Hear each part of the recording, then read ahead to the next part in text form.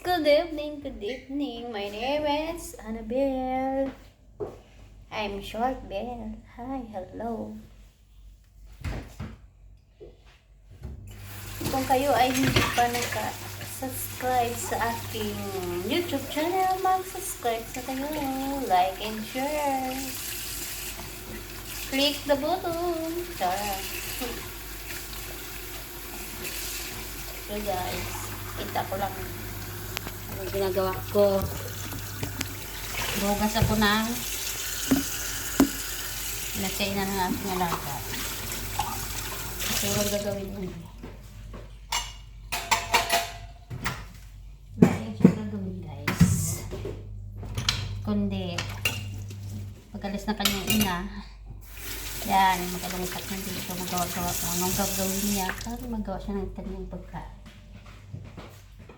Ayusin natin to.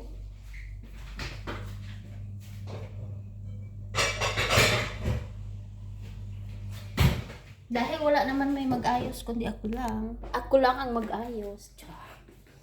Diba guys? So, diba malinaw?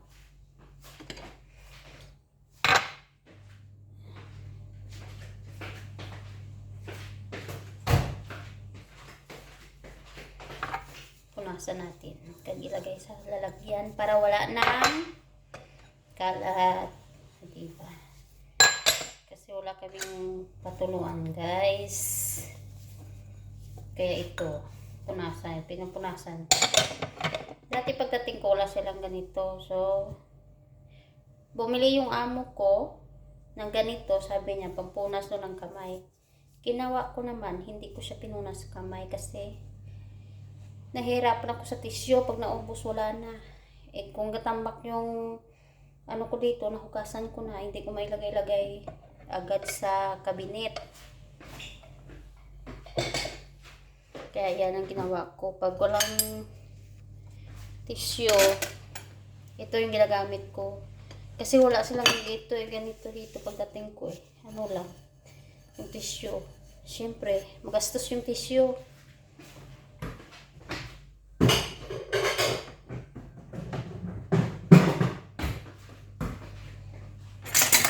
Ganon sila pagdating ko dito. Kaya ginawa ko, hindi ko ito pinunas kamay. Pinunas ko siya sa mga dito. Pag walang tissue.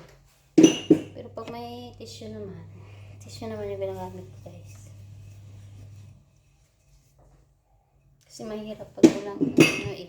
Siyempre, sanay tayo na may ganito. Sa iba talaga may ganito. Ito talaga. Dapat kasi may ganito talaga. Pangpunas ba? Diba? Kasi pag walang pagpunas ang hirap. Kung asahan mo lang yung tissue na maubos na. Siyempre ang tissue ginagamit na yan sa pangpunas-punas sa kasi minsan hindi naman nagkakabili agad yung amo ko. Siyempre. Hindi ako may rapa.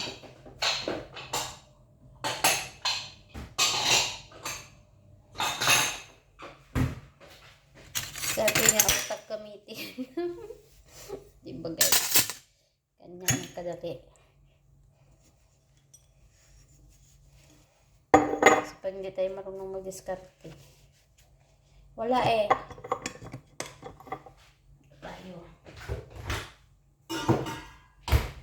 Niligpit ko muna ito kasi wala kong malagyan. Yung kasa ko yung ina ng alaga ko. Mahilig kasi yung mga anong gawa-gawa. Minsan, siyempre, mainit ko lang minsan. Kaya, kalinis mo lang. Diyan na naman. Kaugas mo lang. Diyan na naman.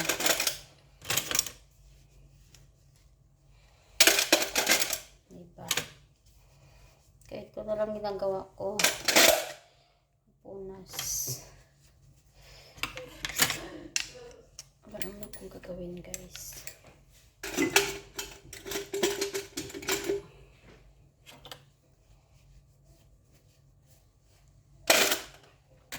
Diba? Punas for the day. Punas for the day. For the day. Chok, naka-English. Naka-English ang inyong Inday.